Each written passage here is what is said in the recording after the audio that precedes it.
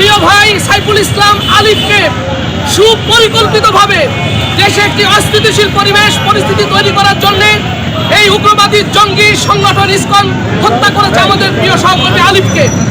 আজ তার বিরুদ্ধে, তার প্রতিবাদে সারা বাংলাদেশের আইনজীবীরা যখন একত্রতা ঘোষণা করেছে, যশোর বারের আইনজীবীরাও দ্রুত এই খুনি সন্ত্রাসীদের, জঙ্গিদেরকে গ্রেপ্তার করে বিচারের আওতায় আনার জন্য আমরা দাবি জানাচ্ছি। পৃথিবীর বহু দেশে সেটা নিষিদ্ধ ঘটনা হয়েছে। এটা রাষ্ট্রযন্ত্র বা সরকার এটাকে নিয়ে বিষয় সিদ্ধান্ত নেবে। তবে আমি মনে করি যারা আজকে যে প্রক্রিয়া তারা করছে, একটা গণতান্ত্রিক রাষ্ট্র ব্যবস্থা, একটা ফ্যাসিস্ট স্বৈরাচারের পতন হয়েছে, দাবি দাওয়া বা সংগ্রাম আন্দোলন করতেই পারে, কিন্তু একটা প্রেক্ষাপট থাকে না। এখন আমরা দেখছি অনাহুত কিছু ঘটনাকে সৃষ্টির সামনে নিয়ে এসে একটা দেশে বিশৃঙ্খলা সৃষ্টি করছে। আমরা মনে করি কোনো সংগঠনেই এই ধরনের কর্মকাণ্ড করা উচিত। অবশ্যই সংগঠন তার কর্মসূচি পালন করবে, তাতে আমাদের কোনো আপত্তি নেই, কিন্তু সেটা নিয়মের মধ্যে হতে হবে।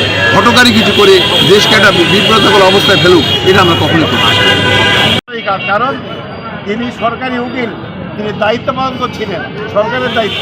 সেই দায়িত্ব পালন করার ক্ষেত্রে তাকে খুন করা হয়েছে এবং আদালত চত্বরের মধ্যে। ফলে এই ধরনের সংক্রান্ত আমরা চাই থেকে নিষিদ্ধ করা হোক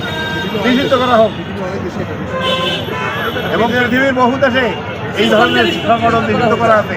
বাংলাদেশে ইসকনকে নিষিদ্ধ করা হোক বলে আমরা জোরালো দাবি জানাই।